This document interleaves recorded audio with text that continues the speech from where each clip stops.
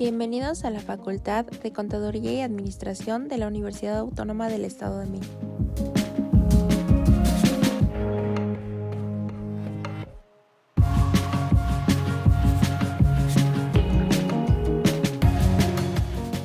Acompáñenos a entrevistar a la licenciada en Ciencias Políticas y Administración Pública, Elizabeth Vilchis Pérez. Buen día, licenciada Elizabeth Vilchis Pérez. Mi nombre es María Jacqueline Vázquez Barajas, mi compañera Ivonne Carvajal. Somos alumnas de la licenciatura en Administración.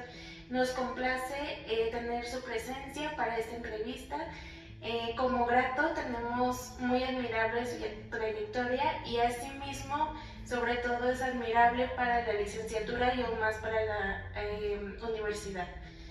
En este momento sabemos que usted es una persona muy ocupada, entonces en consideración de nosotros como alumnos para este proyecto sabemos que nos va a enriquecer mucho su conocimiento y sobre todo su trayectoria directiva.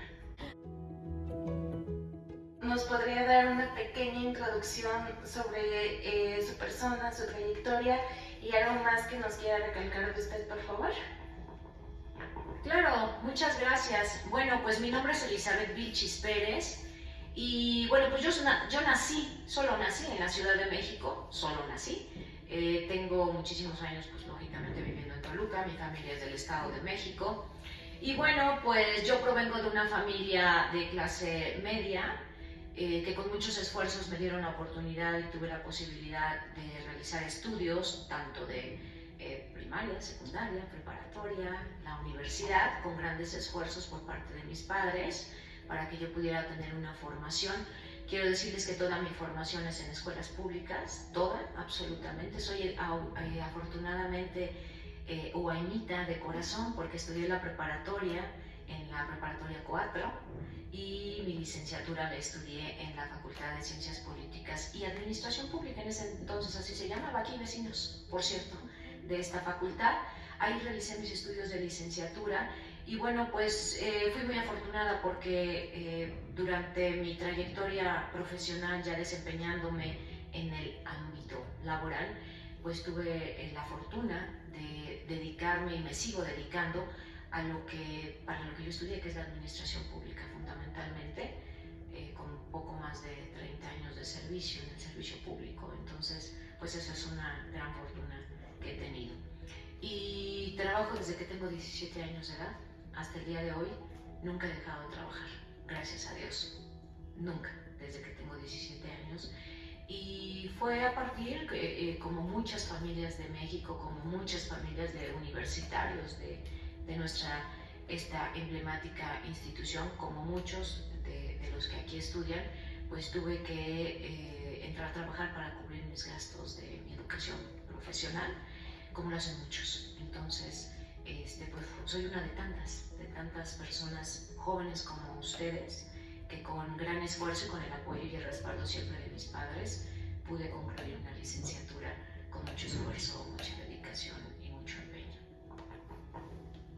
Muchas gracias. Sabemos que en este punto, pues usted es una de las personas que nos platica su trayectoria y sabemos que nosotros, como ahorita estudiantes, podemos llegar a más. Usted siempre ha sumado y eso es lo que nosotros queremos lograr en un futuro. Y bueno, en cuanto a este punto, ¿usted cómo considera el liderazgo?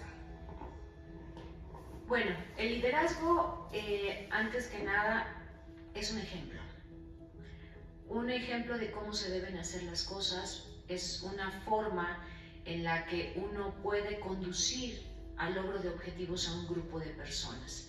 Y el liderazgo consiste en ser un ejemplo para esas personas a las que tú vas a conducir su trabajo, sus actividades, para que se pueda lograr un objetivo.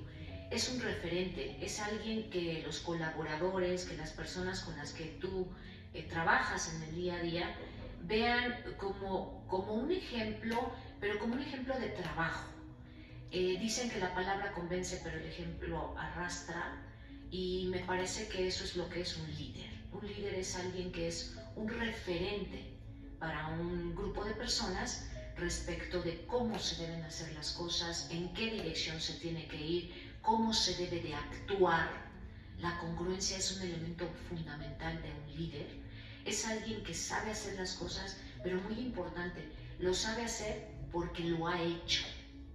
Por supuesto que no siempre tienes la oportunidad como líder, como dirigente de una organización, que un dirigente y un jefe no es necesariamente un líder, ¿no? Conocemos líderes que están en las comunidades, por ejemplo, y que son esas personas que todo el tiempo están buscando el beneficio. Eso es muy importante.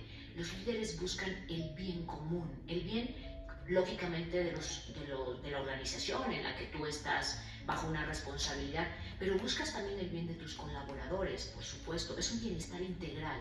Entonces vemos a estos líderes de las comunidades que sin que reciban un pago, porque no lo hacen por un pago, sino porque buscan el bienestar. Ellos son líderes, nadie los impone, como ustedes seguramente han aprendido y están aprendiendo en su unidad de aprendizaje, en esta unidad de habilidades directivas.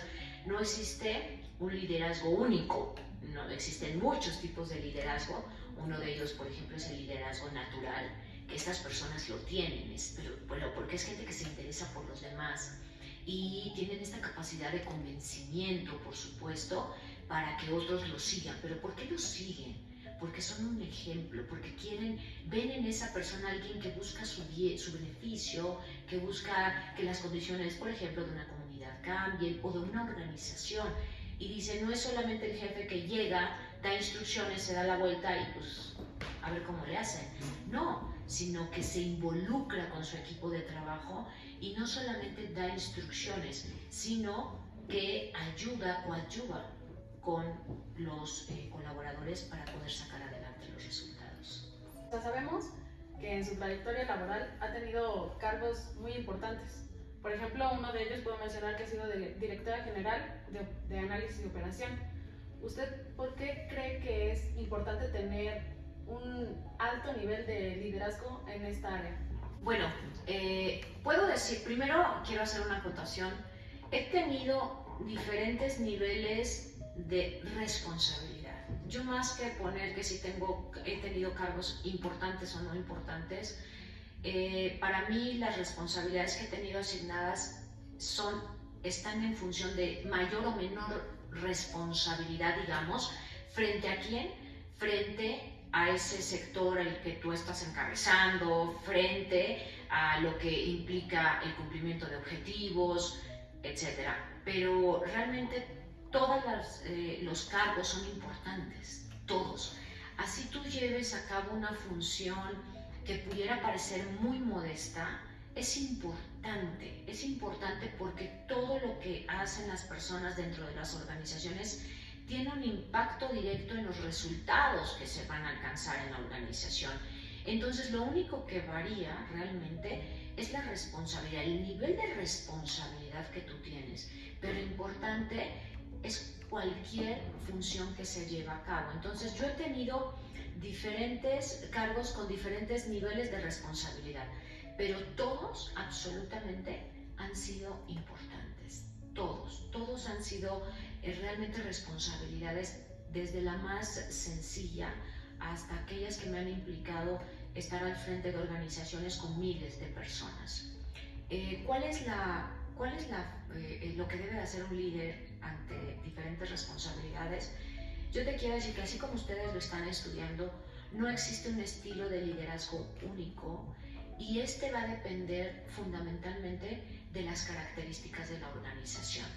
Es decir, tú puedes llegar a una organización en donde te encuentres con colaboradores que tienen perfectamente claridad respecto de cuáles son sus funciones, cuál es el papel que ellos juegan dentro de este contexto global de la organización. Es decir, ¿qué pasa si hacen o no hacen adecuadamente su trabajo? Pero lo tienen muy claro en una visión integral de una organización. Es gente muy responsable, es gente que sabe trabajar sobre resultados, etc. Entonces, pues tú ahí como líder tienes que aplicar un tipo de liderazgo que se corresponda con ese tipo de organización. Existen también cultura organizacional, cada organización tiene una cultura muy diferente. Entonces, como líder, cuando tú llegas tienes que entender la cultura organizacional para saber qué tipo de liderazgo vas a aplicar.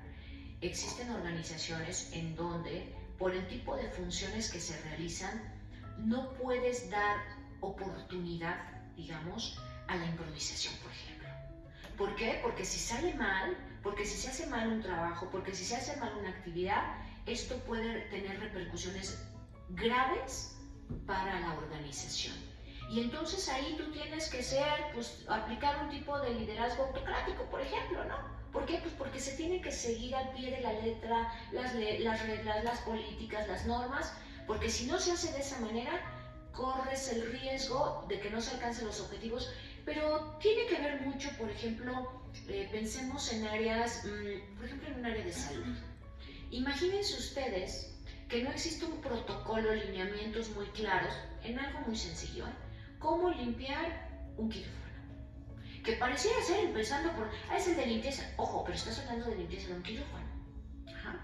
Entonces, si tú a la persona que se encarga de la limpieza del quirófano le das la oportunidad o le dices, pues tú hazlo como tú quieras, ¿no? Ay, como se te ocurra, no pasa nada. Imagínense lo que puede suceder si ese quirófano no se limpia siguiendo puntualmente los protocolos que están establecidos. Es decir, ahí tú como líder no puedes darle a esa persona la posibilidad de actuar como él quiera o como él considera que debe hacer las cosas, sino ahí desafortunadamente es un tipo de liderazgo autocrático, es decir, se hace así porque así se debe de hacer.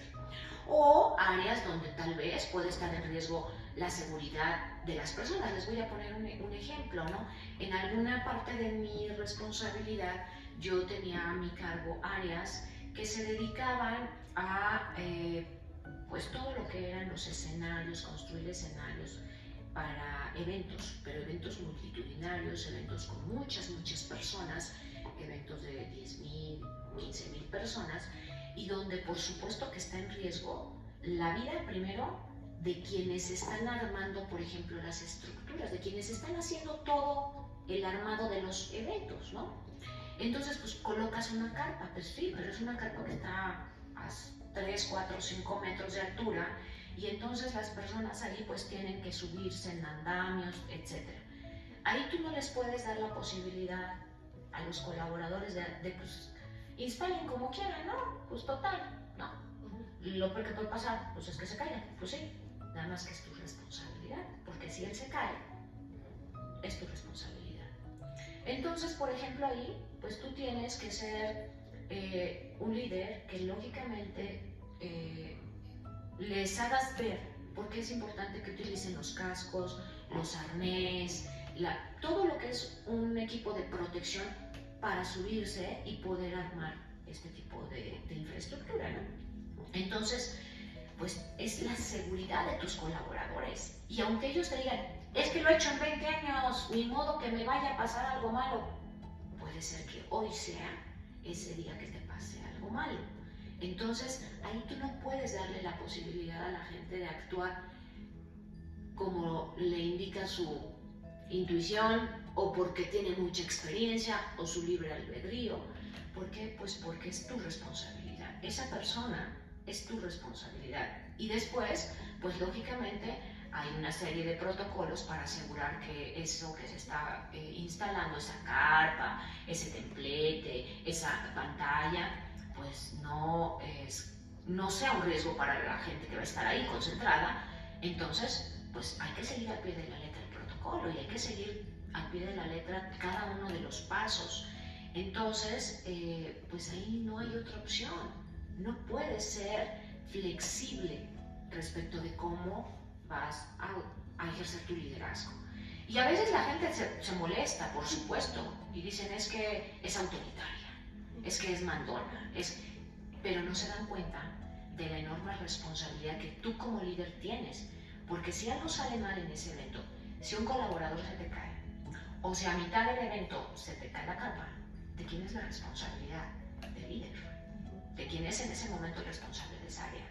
Y tú como líder, pues no se vale que andes echando culpa. Es que yo le dije que se pusiera el arnés y el casco y yo les dije que no. Tú tienes que asegurarte que las cosas se hagan.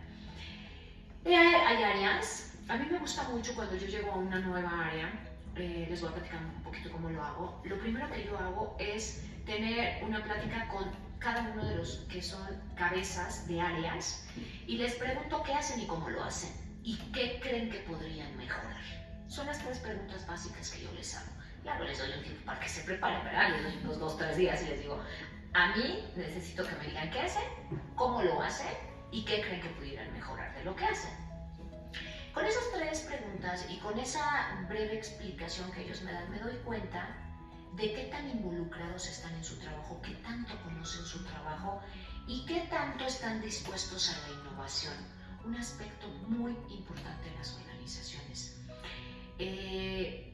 Cuando yo me doy cuenta, por ejemplo, cuando me contestan, pues yo hago esto, lo hago de esta manera y creo que está bien como se está haciendo, entonces yo no plantearía ningún cambio, Hijo, les digo, ya me dieron la respuesta que yo no quería escuchar, porque siempre hay formas de mejorar las cosas. Entonces, si ustedes me dicen que todo lo que se hace perfecto y que no hay nada que cambiar, porque siempre se ha hecho así, es una frasecita que escuchamos muy comúnmente en las organizaciones. Y yo les digo, precisamente porque siempre se ha hecho así, es momento de cambiar para mejorar. Pero hoy me doy cuenta qué tan involucrados están los colaboradores. Y si me doy cuenta que es gente que domina perfectamente su trabajo, que lo sabe hacer a la perfección, que conoce las fortalezas, las debilidades, las áreas de oportunidad, todo, lo que yo hago es aplicar un tipo de liderazgo mucho más, dejar pasar, como hay un tipo de liderazgo, es porque ellos saben en su trabajo. Eventualmente, claro que me voy a involucrar porque sí soy muy hiperactiva, la verdad. Pero al principio me quedo muy tranquila porque sé que dominan perfectamente su trabajo. Y entonces confío en que ellos hacen bien su trabajo y además que tomarán decisiones acertadas en lo que yo me involucro. Porque algo que un líder no puede hacer es llegar a una organización y el primer día decir vamos a cambiar todo. Eso es muy peligroso, muy peligroso. Y a veces hay personas, no los llamaría líderes, hay algunos dirigentes o jefes que con tal de pues que se nota que ya llegó alguien diferente, pues a partir de hoy las cosas, eso no creo que sea muy sano, no creo que sea muy sano. Más bien tienes que conocer a la organización, diagnosticarla muy rápido con esta estrategia que yo sigo y que nunca me ha fallado, la verdad. Entonces ya puedes tomar decisiones de qué tipo de liderazgo. Y ojo, también quiero decirles que dentro de los propios equipos de trabajo, cada persona es muy diferente. Hay colaboradores que he tenido a lo largo de esta trayectoria que no les necesitas decir lo que tienen que hacer, que lo hacen y lo hacen perfecto y lo hacen muy bien. Pero hay colaboradores a que hay que echarles un poquito la mano y entonces hay que estarles insistiendo, ¿cómo vas? ¿Tienes dudas? ¿Te ayudo?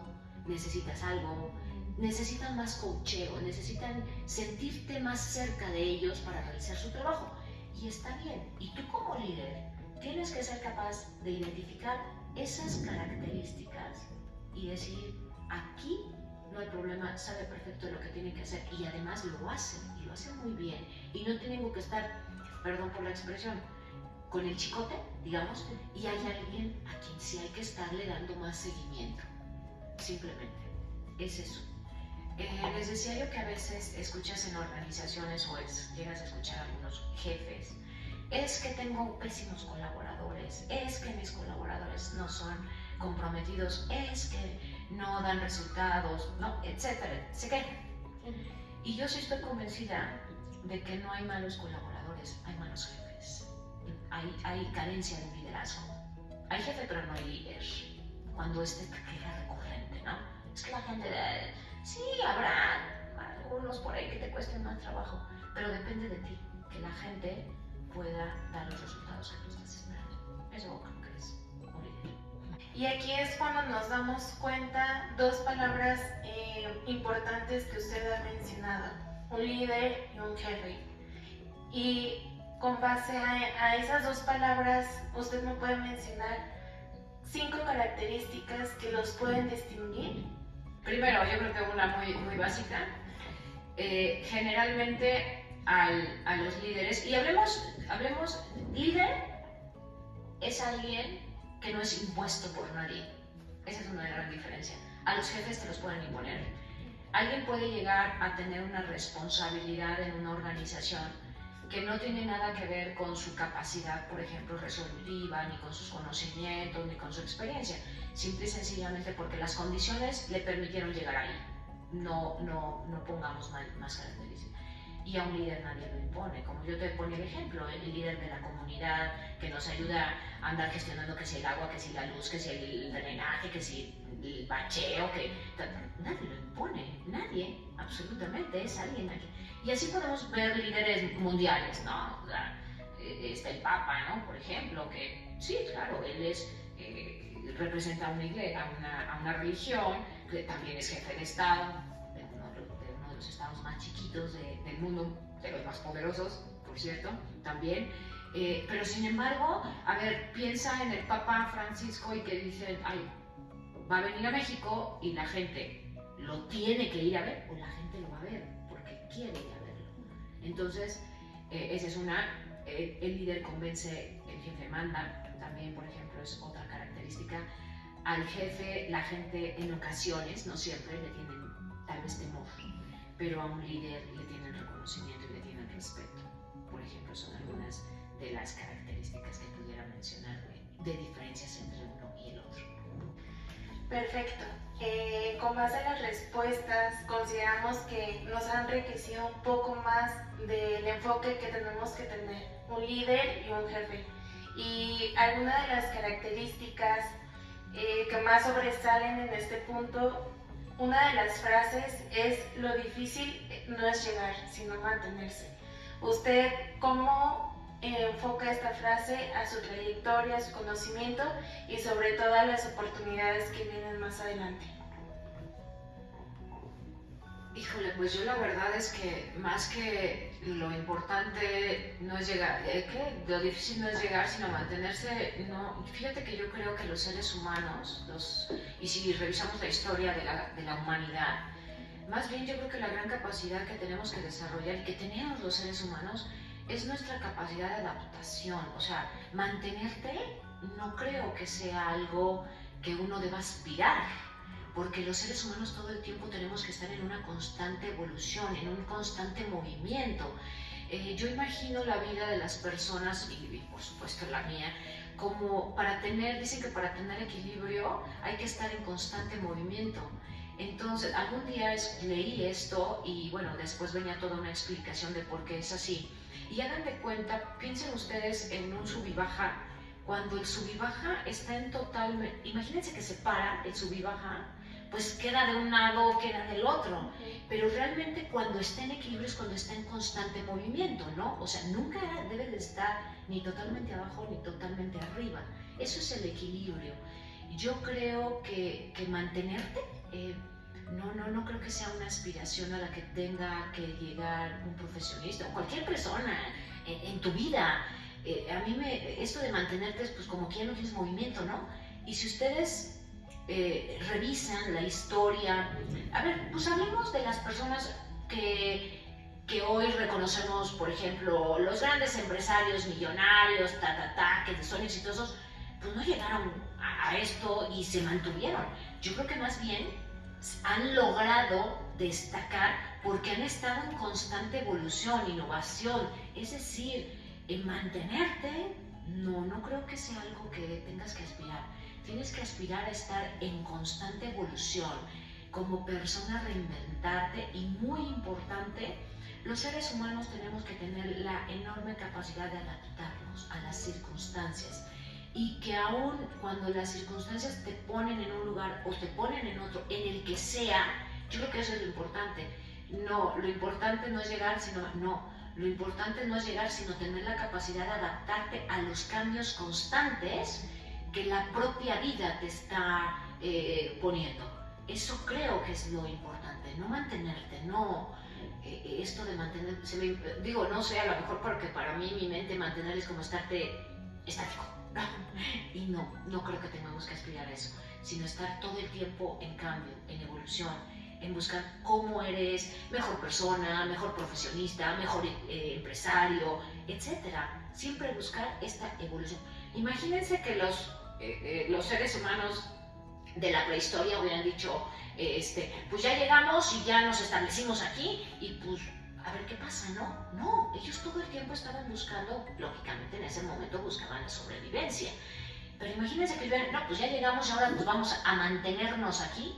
No, ellos todo el tiempo estaban buscando cómo mejorar sus condiciones para poder sobrevivir a la inclemencia del tiempo, a los animales que eran pues mucho más fuertes, grandes que ellos. Y yo creo que esa es una condición del ser humano, estar en constante movimiento. Tienes que moverte todo el tiempo, y no vivir esta vida pues así como plana, perdónenme, que pues, naces, creces, te reproduces y mueres. ¿Y qué le aportaste a la vida? ¿Cómo viviste esta vida? Que mira, al final de tus días llegues con la satisfacción de decir, bien vividos estos tantos años, bien vividos, y todo el tiempo son retos que te pone la propia vida, porque además mantenerte a veces no depende de ti, sino depende de las circunstancias o depende del tipo de organización. Pues hay quienes, por ejemplo, voy a poner un ejemplo, ¿no? Quienes se dedican a la política. Pues a lo mejor aspiran a tener un puesto de elección popular. Sí, pero los puestos de elección popular pues tienen un periodo, porque así lo establece nuestra legislación. Ya llegaron, y mantenerte, no, Dios nos libre de que eso suceda, por favor. Ojalá que nunca pase, aunque por ahí vemos cosas, de repente escuchamos cosas de, pues nadie quiere mantener, no queremos que se mantengan, no. Entonces, pues la propia dinámica de ese tipo de organizaciones hace que ellos no se puedan mantener. Entonces no comulgo mucho con esa frase, desafortunadamente. ¿De qué habilidades cree que debemos desarrollar nosotros como universitarios para no quedarnos estancados en, pues sí, como dicen, mantenernos en algún lugar? Porque no creo que ninguno de nosotros queramos eso como un futuro. Pues yo creo que una de las cualidades o de las habilidades es esta capacidad de adaptación, definitivamente. Nosotros tenemos que ser capaces de adaptarnos a las circunstancias. Existen personas que son un poco resistentes a los cambios. Y seguramente lo han escuchado, en conversaciones a veces como amigos, es que yo siempre he sido así y nunca voy a... Es que yo así soy, es que yo así nací, es que... Híjole, pues qué difícil va a ser para ti la vida, porque la vida es constante cambio. Y creo que para poder tener éxito, como cada quien lo califique, en la vida, en tu trayectoria profesional, es que tienes que tener esta capacidad de adaptarte, no de mantenerte así totalmente rígido en es que yo sí soy y yo no voy a cambiar, es que yo no creo en eso, es que a mí no me parece eso. Tienes que tener esta capacidad de adaptarte. Y otra cosa que tienes necesariamente que desarrollar una habilidad muy fuerte de resiliencia. Porque, como les digo, la vida no es planita, La vida no es siempre todo bien, todo bien. Bueno, y lo que acabamos de vivir hace apenas, y lo seguimos viviendo con la pandemia, nos demostró la pandemia como seres humanos qué vulnerables somos por una parte, ¿no? Como quisiéramos tener todo bajo control, pero pues hay una cosa que se llama naturaleza, que nos viene y nos demuestra una y otra vez que ahí está presente y que nuestros planes los puede echar a perder en cualquier momento. Pero ojo, de uno depende cómo enfrenta esas adversidades. Hay gente que se tiró a la tragedia, hay negocios que se tiraron a la de... Yo sé que cada situación fue muy diferente, lo entiendo, pero esta capacidad de levantarte, esta capacidad de decir, sí puedo, problemas y circunstancias adversas tenemos todos y las van a tener todos en todas las organizaciones. No hay el mundo ideal, no existe. No existen los mundos colores de rosa o no existen. Y tú tienes que tener esa capacidad, primero de adaptar, pero cuando las cosas no salen como tú lo esperabas, como tú quisieras, tienes que tener la capacidad de levantarte del suelo y seguirle. Y los retos uno a veces pensaría, ay no, esto es lo peor que ya me pudo haber pasado. Híjole, la vida nos tiene siempre deparados muchas cosas que no sabemos que pueden suceder. Y cuando pensamos que ya hemos enfrentado lo peor, pues de repente, no quiero decir que sea una regla, pero la vida es muy incierta. Y lo único cierto es las capacidades que tú vas desarrollando para que esas situaciones que un día te tiraron se conviertan en una fortaleza, se conviertan en una escalera para seguirle para adelante, ¿no? Para arriba, y no que sean un freno que limite tus posibilidades de crecimiento y evolución como ser humano, como profesionista, como persona. Por último, un consejo que le dé a toda la comunidad estudiantil para que el día de mañana seamos unos mejores profesionistas, tengamos la oportunidad de crecer en el campo laboral. Bueno, pues lo primero que les podría yo decir es que se preparen todo el tiempo, se mantengan en una constante preparación, porque las circunstancias de las organizaciones, de la vida en general, cambian continuamente. Entonces tú tienes que mantenerte actualizado en los conocimientos. El aprendizaje nunca concluye. A veces yo veía, ¿no? Me daba risa cuando veía que había caravanas de alumnos que luego salían, cuando terminaban su licenciatura y salían por las calles, a recorrer las calles y leía yo unas parabrisas, y luego pintaba. Ya terminamos, y yo siempre, la verdad es que se me veía en la mente, pero no, o sea, no terminaron, o sea, están empezando, terminaron, claro, y siempre es bueno celebrar cada logro que hacemos en nuestra vida, es muy importante celebrarlo, siempre, pero siempre hay que estar consciente que estamos terminando solamente una etapa de nuestra vida, que es la etapa de estudiante, de estudios profesionales, pero no quiere decir que concluiste, no, tú te tienes que seguir preparando todo el tiempo, ya sea una maestría, un doctorado, dependiendo de lo que te vayas a dedicar, cursos, talleres, mantenerte en constante actualización, leer mucho, leer nos enriquece de muchas maneras, entonces tú tienes que estar en constante aprendizaje, mantenerte siempre actualizado. Otra cosa que yo les sugeriría, más que recomiendo, una sugerencia es procuren trabajar en lo que les apasiona. Cuando tu trabajo se convierte, cuando tu pasión, es tu pasión, lo que tú haces es tu pasión, créanme que lo van a disfrutar enormemente. Yo tuve la fortuna y tengo la fortuna, como se los he dicho, de haber y seguir trabajando en el sector público. Sigo trabajando en el sector público, la universidad forma parte del sector público, nada más que ahora en la parte académica. Pero esos años y los que hoy estoy ahora en esta vertiente, yo lo hago con mucha pasión porque me apasiona la administración, me apasiona lo que hago. Entonces para mí no es como a veces, ay, es que voy a trabajar, qué flojera, ¿no? Y ya llego el lunes y qué flojera. Cuando te apasiona lo que haces, realmente ni ves días, ni ves horas, ni ves días de la semana, que si son vacaciones, porque te apasiona. Entonces esa es otra recomendación que yo haría, que hagan lo que les apasiona, que hagan, que de verdad disfruten su trabajo, se apasionen, y que si en el lugar, en la organización donde estás, no sientes esa pasión, no te mueve, y al contrario dices, yo no voy a trabajar, qué horror, qué feo, busca otro lugar, busca hasta que encuentres en ese lugar, y entonces créeme que toda tu capacidad y todo tu entusiasmo y tu creatividad se va a despertar así de verdad, es una cosa maravillosa. Cuando tú haces lo que te gusta, descubres incluso capacidades que tú ni sabías que tenías, pero porque te apasiona lo que estás haciendo. Y lo último que yo les recomendaría es que sean muy responsables, siempre, que actúen siempre con mucho profesionalismo y con mucha responsabilidad en lo que están haciendo. Como yo les digo, por sencilla que sea la función que tienes asignada, tienes que ser responsable, muy responsable. Tienes que ser respetuoso de tus principios, de tus valores. En tu desempeño profesional, en más de una ocasión, vas a ver, se van a poner a prueba tus valores como persona. Y tú tienes que ser capaz de tomar una decisión y saber en qué momento tienes que tomar tal vez una decisión de hacerte a un lado porque tal vez lo que tengas que hacer va en contra de tus principios. Eso creo que también es uno de los retos de los líderes o de quienes encabezan a un grupo de personas, que tienes que ser muy congruente.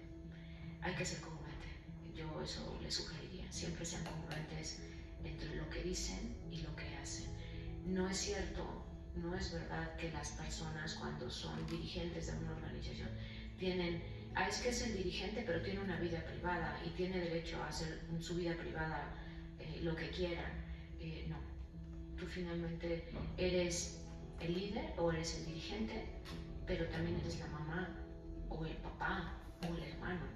Y igualmente, cuando estás en este rol de papá o de mamá o de hermana o de hija, no pierdes tu cachucha de dirigente de una organización o de líder, no la pierdes. Eso siempre lo tienes que tener muy claro y tienes que ser congruente, siempre. Congruente entre lo que dices y lo que haces, en cómo te comportas en la organización y cómo te comportas en tu vida privada. Eso creo que es otra característica que tiene un líder, la congruencia. Muchas gracias. Y en ese punto que usted ha llegado, sabemos que el líder no solo es el que está en un mando mayor, sino el que está durante toda nuestra vida, durante la trayectoria que nosotros tenemos como personas y también como profesionistas. Entonces, la verdad es que nos enriqueció muchísimo que usted esté con nosotros tomando estos puntos tan importantes.